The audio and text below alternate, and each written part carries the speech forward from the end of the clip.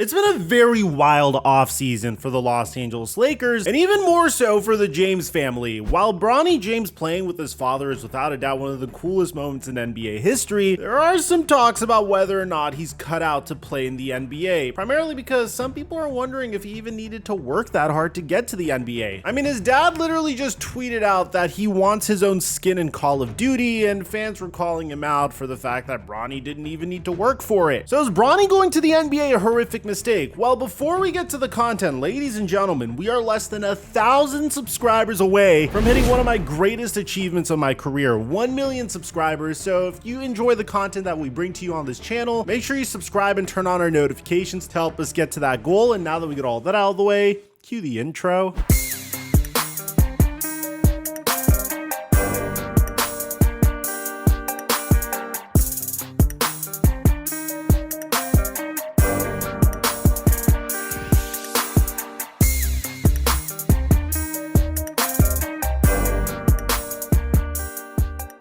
We made over $1,000 playing Prize Picks over the past week. We hit on Thursday night and on Sunday, and I would have hit a third time if Aaron Jones didn't get injured. Fortunately, Prize Picks refunds you when a player gets injured. I give away my picks for free on Instagram and now on Snapchat. And make sure you use my promo code microphone to get a free $50 when you make a lineup of $5 or more. And thank you, Prize Picks, for the sponsor. Mic check 1 2 1 2. What's going on, everybody? With each day that passes, Bronny James's decision to go to the NBA is seeming worse and worse. After an underwhelming year of college at USC, where he played almost 20 minutes per game yet failed to average even 5 points, the noise surrounding the son of the man, who is most often mentioned in comparison with Michael Jordan, grew to such an extent that not only were people saying that Bronny isn't anywhere close to NBA ready, but that he was actually one of the worst players on his college team. Being that the Trojans finished the season 15-18 and missed the NCAA tournament despite being ranked in the preseason top 25, it definitely didn't do his reputation any favors. However, it was only right to give Bronny some leeway because of the frightening incident he had where he suffered cardiac arrest during a workout earlier last year. But unfortunately, after getting picked 55th by the Lakers in the 2024 NFL draft, Bronny followed his college season up with a summer league performance that, while showing a few small flashes here and there, has yet again brought along a lot more criticism than praise. At one point, he was shooting 25% from the field at 6 for 26, while also shooting an actual 0% from beyond the arc. I'm being nice when I say he wasn't good. Stats like this were only one of the reasons why reigning finals MVP Jaylen Brown accidentally gave a voice to almost everyone out there when he was famously caught courtside on camera saying that he didn't think that Bronny was a pro. But we were told to be patient, that with his defense and high basketball IQ, that once his shot started falling and he gained some confidence, things would turn around. Take into consideration what those previous 5 months were, to come back from a situation like that and to be playing basketball again and then to start to try to play it at a high level. There's so much more room for growth for him. The only problem with this is that now that we're in the preseason and with the regular season right around the corner,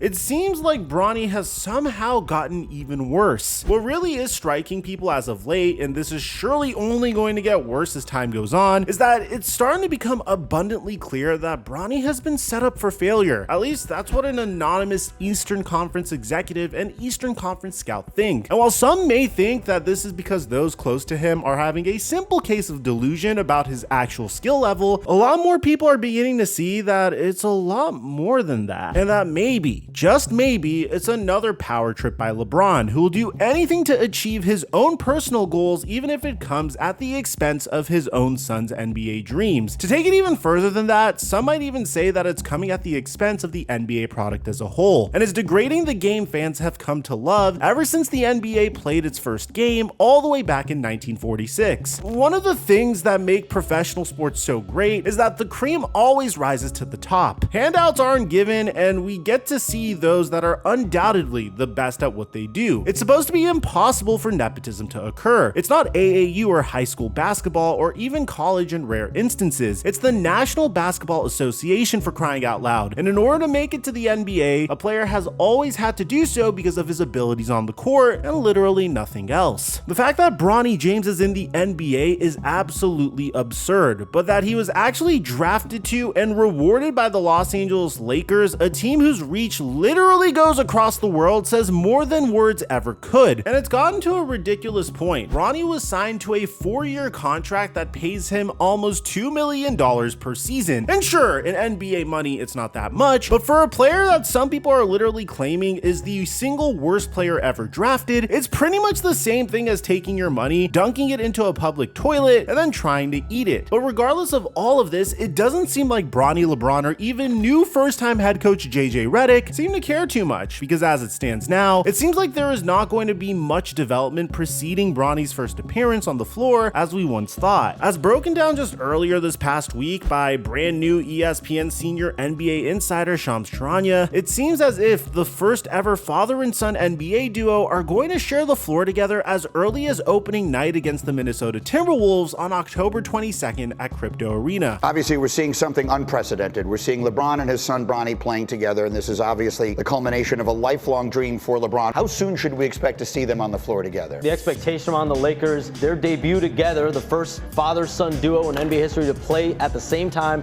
in a game, will be as soon as opening night, October 22nd, against the Minnesota Timberwolves at home at Crypto.com Arena. So yeah, history is just around the corner. So as cute as it is that they shared the court in their recent preseason game against the Phoenix Suns, it was nonetheless a game that didn't count for anything. In preseason, the players are still ramping up, and the overall intensity of the game isn't the same as it will be in a few weeks, and that's especially regarding opening night, when in all likelihood, Bronny James is going to step on the court with not only his father, but also with the guy that is potentially the most intense player in the entire league in Anthony Edwards. Edwards gets it back and threw it down and one.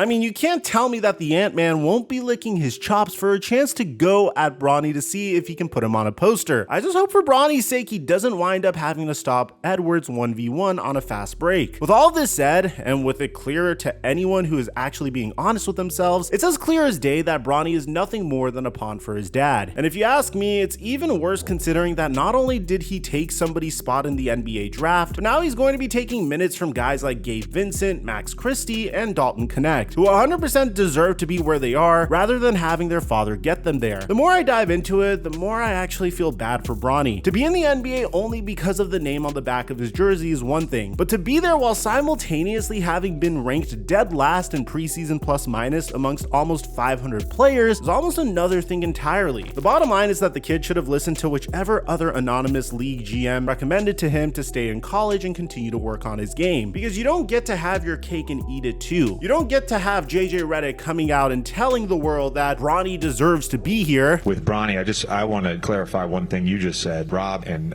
I did not give Bronny anything. Bronny has earned this. Bronny talks about his hard work. Bronny has earned this through hard work. There's a lot to like about his game.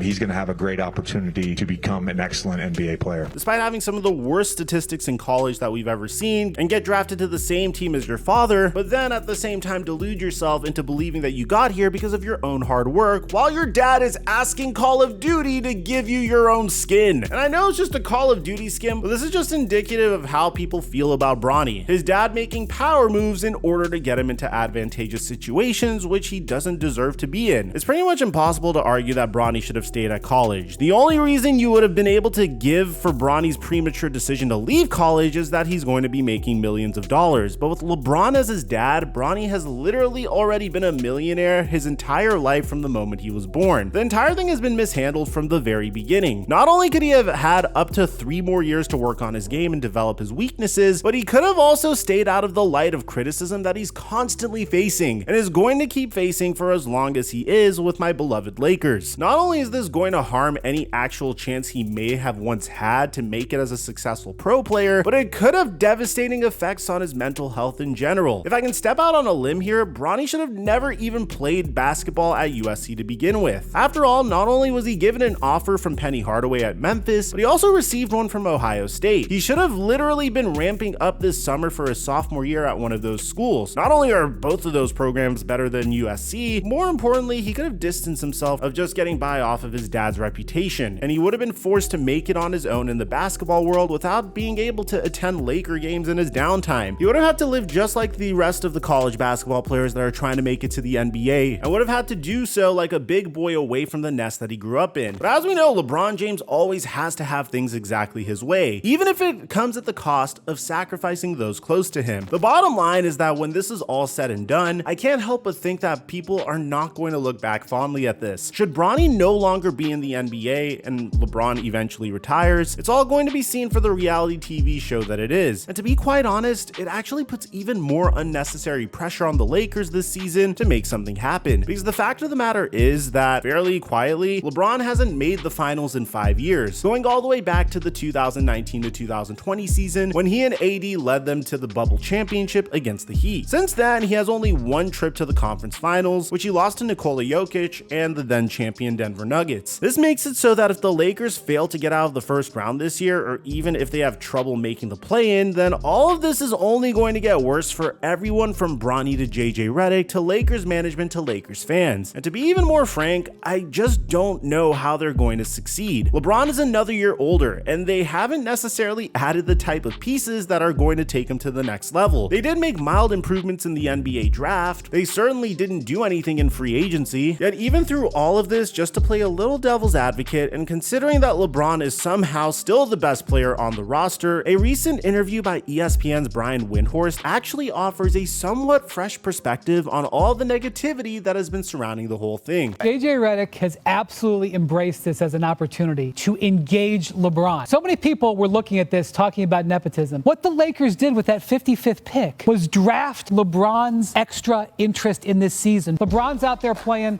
like it's 10 years ago because it's so important to him to be engaged in this season. It's a very interesting take because it actually brings up a great point. With all the focus having been on Bronny and everything that has gone into his journey up to this point, I think a lot of us are losing sight of what this could mean for the upcoming season regarding LeBron. Sure, it may be overly optimistic, but can you just imagine if the Lakers make a run down the stretch or in the playoffs? And don't get me wrong, I'm not saying that he is going to win MVP or anything like that. After all, Karl Malone is the oldest player to win the MVP, and LeBron will be 5 years older than he was by the time the award is handed out in 2025. Even though we've pretty much seen literally everything there is to see from LeBron, if he can insert himself against all odds into the MVP discussion at 40 years old, then to me, the debate about who the true GOAT is would be over once and for all. But until that happens, and until the Lakers prove that they're a serious team instead of a circus joke, there's still going to be plenty of focus on Bronny. And the biggest loser of that, unless he somehow comes in and starts knocking down over 30% of his open threes, is going to be him. And it's not only the Los Angeles Lakers that are having trouble so far, the Clippers are an absolute disaster as they face a familiar problem once again. We have a video on Kawhi Leonard that we uploaded prior to this one. I'll leave it at the end screen. I'll meet you guys there. Aside from that, I'm your boy Mike, and I'm dropping our mic until our next upload.